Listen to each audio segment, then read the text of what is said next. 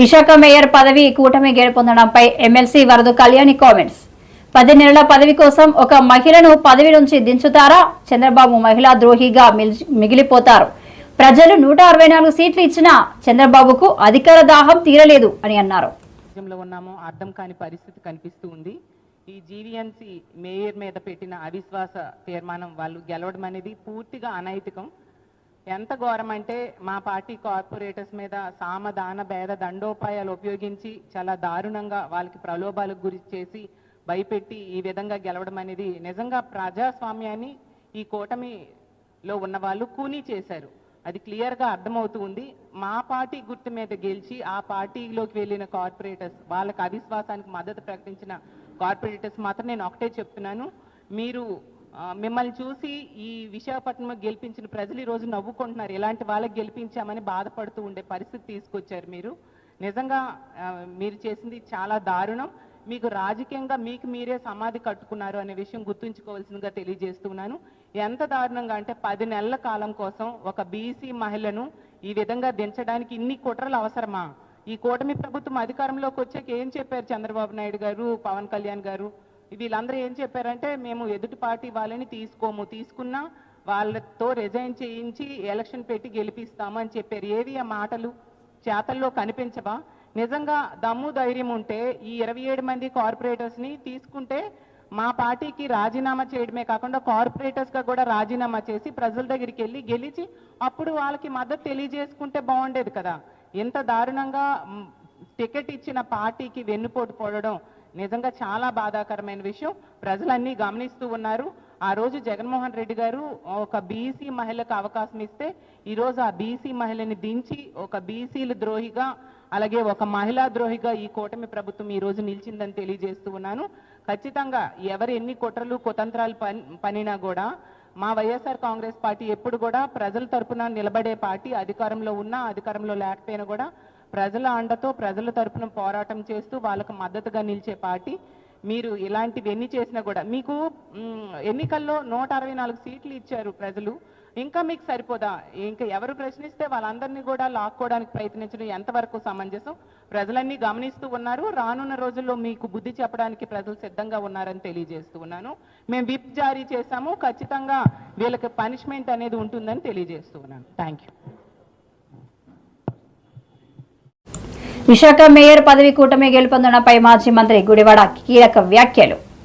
బలం లేకుండా అవిశ్వాస తీర్మానం నోటీసు అందజేశారు. ధర్మం న్యాయం గురించి మాట్లాడే హక్కు కూటమి నాయకులకు లేదన్నారు. మేయర్ పదవి గెలిచి విశాఖ ప్రజల మనసుల్లో విశ్వాసం కోల్పోయారన్నారు. వారు అవిశ్వాసాన్ని గెలిచినటువంటి సందర్భాన్ని మనం చూసాం. వాస్తవానికి మీరందరూ కూడా నిన్న మొన్న అనేక సందర్భాల్లో స్థానికంగా ఉన్నటువంటి శాసనసభ్యులతో వారి పార్టీ నాయకులతో మాట్లాడినప్పుడు మా దగ్గర 80 మంది ఉన్నారు, మా దగ్గర 85 మంది ఉన్నారు,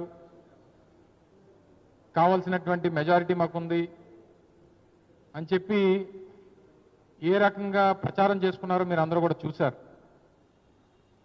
వాస్తవానికి గత నెల 21వ తారీఖున మా మేయర్గా ఉన్నటువంటి హరివెంకట కుమారి గారి మీద అవిశ్వాస తీర్మానానికి లేఖనిచ్చినప్పుడు వారికి కావాల్సినటువంటి బలం ఏదైతే 74 మంది సభ్యుల తాలూకా సంఖ్య వారికి ఏదైతే అవసరం ఉందో ఆ బలం లేకుండానే వారు లేఖనిచ్చినటువంటి విషయం మీ అందరికీ తెలుసు. అంటే ఏ ఉద్దేశంతో మీరు ఆ రోజు లేఖనిచ్చారు? ఏదో రకంగా ప్రలోభ పెట్టో, బెదిరించో, భయపెట్టో, అవసరమైతే కిడ్నాప్ చేసో మా దగ్గర ఉన్నటువంటి సభ్యుల్ని లాక్కొని ఈ మ్యాజిక్ ఫిగర్ని చేరుకునేటువంటి దానికి మేము ప్రయత్నం చేస్తామన్నటువంటి ఉద్దేశంతోనే మీరు చేసినట్టుగా కనబడతా ఉంది. సరే, ఏదేమైనప్పటికీ ఎన్నిక ప్రక్రియ జరిగిన తర్వాత కొంతమంది పెద్ద మనుషులు మాట్లాడినటువంటి మాటలు చూసాం. ధర్మం గెలిచింది, న్యాయం గెలిచింది, ఇటువంటి మాటలు మీరు మాట్లాడేటువంటి దానికి అర్హత లేదు. మీకు పెద్ద పెద్ద మాటలు మాట్లాడి ధర్మం గురించి న్యాయం గురించి మాట్లాడేటువంటి నైతిక హక్కు స్థానికంగా ఉన్నటువంటి కొంతమంది ప్రజాప్రతినిధులు, శాసనసభ్యులు, పార్లమెంట్ సభ్యులు మాట్లాడారు. మీరు ఆ తాలూకా నైతిక హక్కును కోల్పోయారనేటువంటి విషయాన్ని తెలియజేస్తా ఉన్నాం. మీరు ఈరోజు గెలిచింది మేయర్ మీద పెట్టినటువంటి అవిశ్వాసాన్ని గెలిచారు తప్ప విశాఖపట్నం నగర ప్రజల తాలూకా విశ్వాసాన్ని ఈరోజు తెలుగుదేశం పార్టీ మిగిలినటువంటి కూటమి పార్టీలు కోల్పోయారనేటువంటి విషయాన్ని తెలియజేస్తా ఉన్నా. ప్రజాస్వామ్య పద్ధతిలో 2021లో జరిగినటువంటి ఎన్నికల్లో విశాఖపట్నం ప్రజలు వైఎస్ఆర్ కాంగ్రెస్ పార్టీకి మద్దతు పలికి 98 మంది కార్పొరేటర్కి ఎన్నికలు జరిగితే 59 మందిని గెలిపించి 5 సంవత్సరాల పాటు వైఎస్ఆర్ కాంగ్రెస్ పార్టీ విశాఖ మేయర్ కూటమి గెలుపుపై వైసీపీ నేతలు స్పందించారు. ఈ క్రమంలో YCP Uttarandhra regional coordinator Kurasala Kannababu మీడియాతో మాట్లాడుతూ యాదవ మహిళలకు వైఎస్ జగన్ మేయర్ పదవి ఇచ్చారు. కూటమి ప్రభుత్వం ప్రజాస్వామ్యాన్ని కూని చేసిందని అన్నారు. మేయర్ స్థానాన్ని కైవసం చేసుకోవాలని తెలుగుదేశం దాని అనుబంధ పార్టీలు కూటమి పార్టీలు అన్నీ కలిపి చేస్తున్న కుట్రల్ని మనందరం చూస్తున్నాం. ఈరోజు ఈ అవిశ్వాస తీర్మానం ముగిసింది. 74 మంది అవసరమైతే 74 మంది సభ్యులతో మ్యాజిక్ ఫిగర్ని చేరుకుని ఇది గెలుచుకోగలిగామని కూటమి సంబరం పడుతూ ఉంది. చావు బతుకుల మధ్య మ్యాజిక్ ఫిగర్ చేరుకున్నారు. నాకు తెలిసి చంద్రబాబు నాయుడు గారు ఎప్పుడో వైస్రాయ్ హోటల్నప్పుడు ఇంత కష్టపడి ఉంటాడేమో. మళ్ళీ ఇన్నాళ్ళకి అన్ని శక్తుల్ని మోహరింపజేసి అన్ని కుట్రలకి తెరదీసి విపరీతంగా డబ్బులు ఖర్చు పెట్టి విశాఖ మేయర్ స్థానాన్ని అవిశ్వాస తీర్మానంలో గెలుచుకునేందుకు కష్టపడ్డారు. చాలా చిత్రం. రాజకీయాలకి విలువలు విశ్వసనీయత ముఖ్యమని చెప్పే జగన్మోహన్ రెడ్డి గారికి విలువలు లేవు, విశ్వసనీయత లేదు. మేము ఏం చేసినా కూడా మమ్మల్ని ఆమోదించే మా సొంత ప్రచార సాధనాలు ఉన్నాయన్న ఒకే ఒక కారణంగా చంద్రబాబు నాయుడు గారు ఇవాళ విచ్చలవిడి రాజకీయం చేస్తూ ఉన్నారు. యాదవ సామాజిక వర్గానికి చెందిన ఒక విద్యాధికారులను తీసుకుని ఏ రాజకీయ నేపథ్యం లేకపోయినా కూడా విశాఖపట్నం లాంటి ప్రతిష్టాత్మకమైన కార్పొరేషన్కి మేయర్గా కూర్చోబెట్టిన జగన్మోహన్ రెడ్డి గారికి కుట్రలకి కుతంత్రాలకి తెరదీసి ఒక బీసీ మహిళని ఇవాళ ఆ సీట్లోంచి దింపేసిన చంద్రబాబు నాయుడు గారికి మధ్య ఎంత తేడా ఉందో ఇవాళ ఈ రాష్ట్రంలో ఉన్న అన్ని వర్గాలకి అర్థమైందని మేము అనుకుంటూ ఉన్నాం. ఒక రకంగా చెప్పాలంటే చావు తప్పి కన్ను లొట్టపోయినట్టుగా ఇవాళ గెలిచారు. 74 కావాలి, 74 వచ్చినాయి. ఇది కోతల ప్రభుత్వం, చేతల ప్రభుత్వం కాదు. మీడియా సమావేశంలో విజయనగరం జిల్లా పరిషత్ చైర్మన్, జిల్లా వైసీపీ అధ్యక్షుడు మజ్జి శ్రీనివాసరావు సూపర్ 6 అన్నారు. జనం చెవిలో పువ్వులు పెట్టారు. కూటమి ప్రభుత్వం ఏర్పడ్డాక ఒక కొత్త పింఛన్ కూడా ఇవ్వకపోగా ఉన్న పింఛన్లలో ప్రతి నెల కోతలు విధిస్తూ ఉన్నారు. విజయనగరం జిల్లాకు సంబంధించి చూస్తే ప్రతి నెల 1200 నుండి 1300 వరకు పింఛన్లు తగ్గిస్తూ ఉన్నారు. ఉపాధి హామీ పథకం విషయానికి వస్తే గ్రామీణ ప్రాంతాల్లో వలసలను నిరోధించడానికి అప్పట్లో కేంద్ర ప్రభుత్వం యూపీఏ హయాంలో చేపట్టిన కార్యక్రమం ఇది. ప్రతి కూలీకి కనీస వేతనం 300 రూపాయలతో 100 రోజుల పని దినాలు కల్పించాలన్నది దీని లక్ష్యం. అప్పట్లో ప్రతి వారం లేదా 2వ వారంలో వేతనాలు క్రమం తప్పకుండా ఇచ్చేవాళ్లు. ఇప్పటికీ జిల్లాల్లో 12 నుండి 13 వారాలు కావస్తున్నా కూలీలకు వేతనాలు ఇచ్చే దిక్కులేదు. దీనిపై జిల్లా సర్వసభ్య సమావేశంలో జిల్లాకు చెందిన కూటమి ప్రజాప్రతినిధులను మేము ప్రతిసారి అడుగుతూనే ఉన్నాము. కానీ వారి నుండి సరైన సమాధానం రావడం లేదు. వారు కనీసం సమావేశాలకు కూడా పూర్తి స్థాయిలో హాజరు కావడం లేదు. ఎక్కడా కూడా వారి ఉపాధి హామీ వేతనం అందించే పరిస్థితి లేదు, దానికి సమాధానం చెప్పే పరిస్థితి లేదు.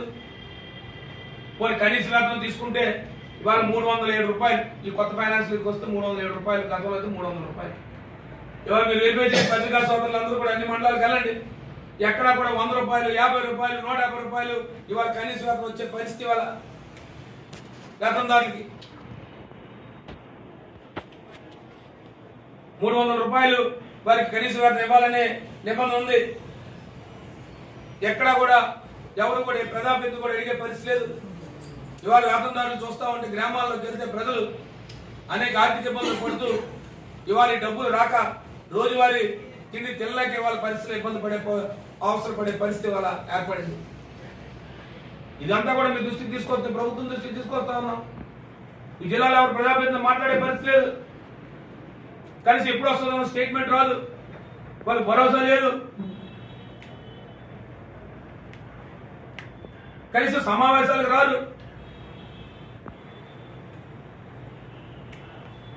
ఇది ఇవాళ ఈ జిల్లాలో అత్యధికంగా, ఈ జిల్లాలో వేతనదారులు దేశంలోనే విజయనగరం జిల్లాలో రాష్ట్రమే అత్యధికంగా మనం వేతనదారులు మ్యాండేట్స్ ఉపయోగించుకున్న రాష్ట్రం ఉపాధి హామీ చట్టం. దాంట్లో విజయనగరం జిల్లా అత్యధికంగా వాడుకునే చట్టం. దాంట్లో అత్యధికంగా 100 రోజులు కూడా ప్రతి కుటుంబం కూడా ప్రతి సంవత్సరం కూడా దౌర్భాగ్యవంతాన్ని దాన్ని ఏమన్నా తెలీదు, 10 సంవత్సరాలు అవార్డులు తీసుకుంటాం.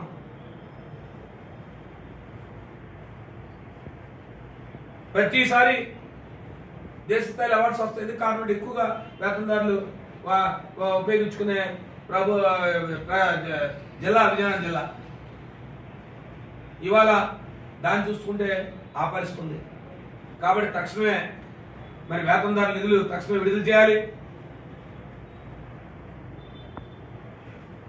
తక్షణమే ప్రభుత్వం పెద్దలు స్పందించి దీని మీద ముఖ్యమంత్రి గారి దృష్టికి తీసుకెళ్లి తక్షణమే నిధులు విడుదల చేయడానికి ప్రయత్నం చేసి గ్రామీణ ప్రాంతంలో వేతనదారులు వారి రోజువారీ జీవన శైలికి ఎటువంటి ఇబ్బంది రాకుండా చూడాల్సిన బాధ్యత, కనీస బాధ్యత ప్రభుత్వానికి. కాబట్టి ఈ ప్రభుత్వాన్ని తెలియజేస్తా ఉన్నాం. ఇది ఈ ప్రభుత్వం తాలూకా పరిపాలన అంశాలు. ఇదే కాదు, ఇవాళ వేసవి తీవ్రత దృష్ట్యా ప్రజల దాహార్తిని తీర్చేందుకే చలివేంద్రాలు ఏర్పాటు చేస్తున్నామని ఎమ్మెల్యే గొండు శంకర్ తెలిపారు. నగరంలోని డే అండ్ నైట్ జంక్షన్ లో ప్రభుత్వం ఆధ్వర్యంలో ఏర్పాటు చేసిన చలివేంద్రం టౌన్ హాల్ రోడ్డులో ఉన్న చలివేంద్రం ప్రారంభించి మజ్జిగ పంపిణీ చేశారు.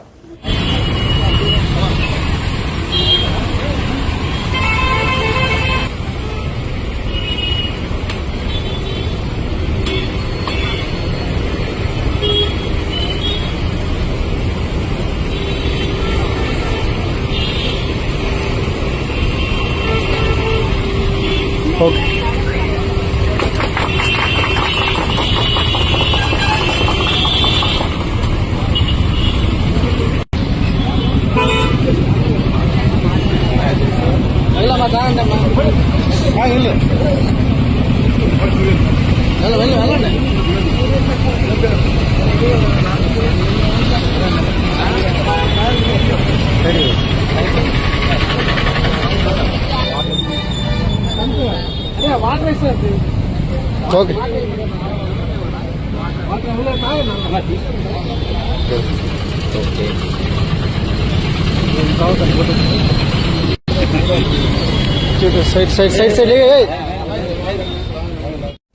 సీమ రాజా కిరాక్ ఆర్పి మంత్రి నారా లోకేష్ పెంచుతున్న రోబోలను వైసీపీ నేత రాంబాబు విమర్శించారు. వారిపై తమ పోలీసులకు ఫిర్యాదు చేస్తే ఎలాంటి కేసులు నమోదు చేయడం లేదని మండిపడ్డారు. వైసీపీ కార్యకర్త పాలేడి కృష్ణవేణి పట్ల దాచేపల్లి సీఐ పొన్నూరు భాస్కర్ దారుణంగా ప్రవర్తించారు అని అన్నారు. ఇబ్బంది పెట్టారండి, ఫుడ్ పెట్టలేదండి, అనరాని మాటలు అన్నారండి, నోటికి చెప్పలేని మాటలు అన్నారండి అని చెప్పింది. ఇవాళ మాకు కొన్ని విషయాలు చెప్తే బాధేసింది. ఏమ్మా నువ్వేం పెద్ద గొప్ప అనుకుంటున్నావా? నువ్వు ఆ మాటలు చెప్పొచ్చో చెప్పకూడదో కూడా నాకు తెలియదు. ఎక్కడ పడితే అక్కడ పడుకునేదానివి. నీకు పెద్ద పెద్దోళ్ళు వస్తారా? ఎవడు రాడివాళ్ళ, ఏ ప్లేటర్ రాడివాళ్ళ? వస్తే నేను చూస్తాను. నీ మీద వ్యభిచారం కేసు పెడతాను, వ్యభిచారం కేసు పెట్టి లోపలేపిస్తాను ఒప్పుకోకపోతే అనేటువంటి మాటలు. భర్త పిల్లల్ని కూడా కేసుల్లో ఇరికిస్తాను, జాగ్రత్త, గంజాయి కేసు పెడతాను అని సాక్షాత్తు station house officer CI Bhaskar రావుని బెదిరించే కార్యక్రమం చేశాడు. అంతేకాదు ఇంకా చాలా మాట్లాడినాడు. ఎవడొస్తాడు ఇప్పుడు? మహేష్ వచ్చి బొచ్చు బిగుతాడా? జగన్మోహన్ రెడ్డి బొచ్చు బిగుతాడా? These are the words used by the circle inspector of police Dachepalli. ఆమె చెప్పిన మాటలు మేము కల్పించినవి కావు ఇవి. ఇంకా చాలా చాలా మాటలు మాట్లాడాడు. మీ ప్లేడర్లు ఏమన్నా గొప్పోళ్ళ? మా కాళ్ళు పట్టుకు బతిమాడాలి ప్లేడర్లని? ప్లేడర్లు ఏమైనా గొప్పోళ్ళు అనుకుంటున్నారా? ప్లేడర్లు ఏమైనా వదిలించడానికి వస్తారా? మా కాళ్ళు పట్టుకుని బతిమాడాలి అనే మాట ఒకటి. ఇంకో మాట ఏంటమ్మా, మన వినుకొండలో ఎవరు రషీద్, ఇవాళ నేను కన్ను మూసుకుని బయటకు వెళ్తే రషీద్ నరికేస్తారు నేను ఇక్కడ జాగ్రత్త ఏమనుకుంటున్నామేమో అన్నా అంట. ఏంటిది? ఎక్కడున్నాం మనం? ఒక ఆటవిక సమాజంలో ఉన్నావా లేక ఒక చట్టబద్ధమైన సమాజంలో ఉన్నావా అని అడుగుతా ఉన్నాను నేను. ఇవాళ ఒక పోలీస్ సిఐ ఇంత దౌర్జన్యంగా ఇంత అన్యాయంగా ఒక ఆడకూతుర్ని తప్పు చేసిందా రైట్ చేసిందా చట్టం తెలుస్తుంది. ఇతను కాదుగా, సిఐ కాదుగా, పోలీసులు కాదుగా, కోర్టు కదా తేల్చేది. మీరు కేసు పెట్టారు, సోషల్ మీడియా కేసు తీసుకొచ్చారు, ఒక సంఘ విద్రోహ శక్తిలాగా మీరు పట్టుకొచ్చారు, రిమాండ్ చేయించారు. ఎస్ ఉంటుంది, వారం రోజులు 5 రోజులు 10 రోజులు బెయిల్ వచ్చేంతవరకు శాశ్వతంగా ఉండదు కదా. ఈ 24 గంటల్లో ఒక మహిళని ఇంత దారుణంగా హింసించినటువంటి సంఘటన ఈ మధ్యకాలంలో ఎక్కడా లేదు. ఉందేమో చెప్పలే ఎవరు. ధైర్యంగా వచ్చి మ్యాజిస్ట్రేట్ గారి ముందు చెప్పుకునేటువంటి పరిస్థితి. ఇంకా చాలా మాటలు ఆమె చెప్తూ ఏడుస్తూ స్టేషన్కి తాళాలు వేశారు. మీరు చూశారు కదా, స్టేషన్కి తాళాలు వేసి బేడీలు వేశారు. అంటే ఎవరు రావడానికి వీళ్ళు ఎవరు వస్తారో చూస్తానంట అంట. ఏంటిది? ఆయన ఏమన్నా పోలీస్ ఆఫీసరా, విలనా? సినిమాల్లో విలనా? నేను మనవి చేస్తున్నా, నిజంగా ఆడవారి మీద ఏదైనా అసభ్యంగా మాట్లాడితే మేము ఊరుకోం అని చెబుతున్నాడుగా చంద్రబాబు నాయుడు గారు, నారా లోకేష్. భారతమ్మ గారి మీద ఏదంటే వాడిని తీసుకెళ్ళి లోపలేసామంటున్నారుగా. ఇవాళ ఒక సిఐఏ సాక్షాత్తు ఒక ఆడ కూతురు మీద ఇంత అన్యాయంగా మాట్లాడాడు. మ్యాజిస్ట్రేట్ ముందు ఆమె రిపోర్ట్ చేసింది. తక్షణం సస్పెండ్ చేయండి. I demand that SI must be suspended immediately. ఆ CI must be suspended immediately. ఇంత దారుణంగా పోలీసు వ్యవస్థ వ్యవహరిస్తూ ఉంది. అందరూ కాదులేండి, ఆ సిఐ స్పెషల్. ఆ సిఐకి ఎప్పుడు హాట్.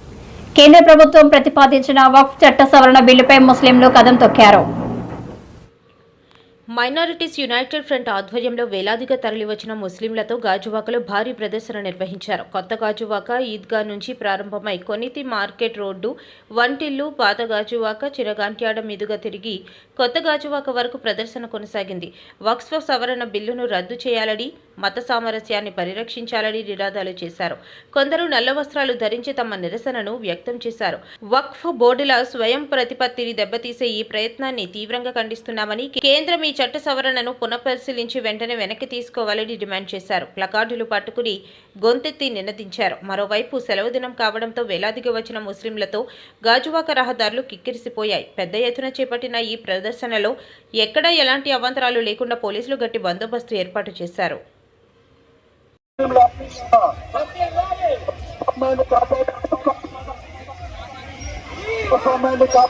కాపాడండి.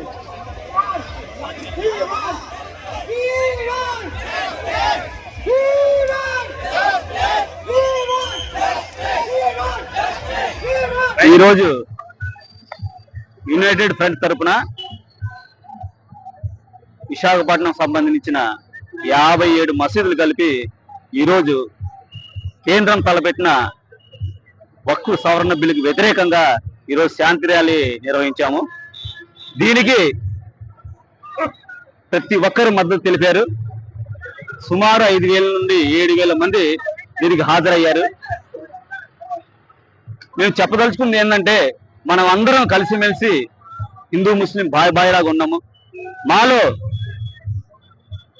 మీరు మత విద్వేషాలు రెచ్చగొడుతున్నారు, అది చాలా తప్పు. దేశాన్ని ముందుకు తీసుకెళ్ళమని మేము రిక్వెస్ట్ చేస్తున్నాం. కానీ మీరు మాలో గొడవలు పెట్టి మన బ్రిటిష్ వారు పరిపాలించినట్టు పరిపాలిద్దామని చూస్తున్నారు. ఇది చాలా తప్పు. ఇది మేమందరం ఉదయం నుండి సాయంత్రం వరకు కలిసిమెలిసి తిరుగుతుంటాం. మాలో మాత్రం అలాంటి భేదాభిప్రాయాలు మీరు తేవద్దనేసి సభాముఖంగా మీడియా ముఖంగా మీ అందరికీ చేతులు ఇచ్చి నమస్కరించి వేడుకుంటున్నాం. మా అందరినీ కలిసిమెలిసి ఉన్నట్టు చూడండి. అలాగే దేశాన్ని ముందుకు తీసుకెళ్ళండి. మనం మీకు గతంలో కూడా ఒకసారి చెప్పాను, చైనా దగ్గర 98 లక్షల ఎకరాలు ఆక్యుపై చేసి ఉంది. గ్రామాలు కట్టి ఉంది. కావాలంటే ఆ ల్యాండ్ ని తీసుకొచ్చి మన భారతదేశంలో కలిపి మమ్మల్ని మా దేశాన్ని ముందుకు తీసుకెళ్ళండి. మీరు చేస్తే యువతకు ఉద్యోగాలు ఇవ్వండి, ఆర్థిక అభివృద్ధిగా పరచండి, ఉచిత విద్య ఇవ్వండి, ఉచిత వైద్యం ఇవ్వండి. కానీ మనలో తగులు పెట్టేసి మన దేశాన్ని ఇంకా కిందికి తీసుకెళ్ళకండి అనేసి సభాముఖంగా తెలియజేసుకుంటున్నాను. ఇప్పుడు దగ్గర వేలాది మంది ముసలోళ్ళు చిన్నపిల్లలు అందరూ వచ్చి వేడుకున్నది అదే, మేము అందరం కలిసిమెలిసి ఉంటున్నాం, మా దేశాన్ని అభివృద్ధి పరచండి, మా దేశాన్ని ముందుకు తీసుకెళ్ళండి అని ప్రతి ఒక్కరికి రిక్వెస్ట్ చేస్తున్నాం. మీరు లెగిస్తే ఆ మసీదులో గుడి ఉంది, అక్కడ గుడి ఉంది అనేసి మీరు మాలో తగులు పెట్టడానికి చూస్తున్నారు. కానీ దేశాన్ని ముందుకు తీసుకెళ్దాం, విద్యను అభివృద్ధి చేద్దాం, వైద్యాన్ని అభివృద్ధి చేద్దాం, ప్రజల్ని ఫైనాన్షియల్ గా స్ట్రెంథన్ చేద్దామని ఎక్కడ మీరు చూడట్లేదు. మీరు ప్రజలందరూ అది గ్రహిస్తున్నారు, గుర్తిస్తున్నారు కూడా. అందు గురించి ఈ వక్ఫ్ సవరణ బిల్లుని మీరు వెనక్కి తీసుకోవాలనేసి అందరినీ సభాముఖంగా వేడుకుంటున్నాను.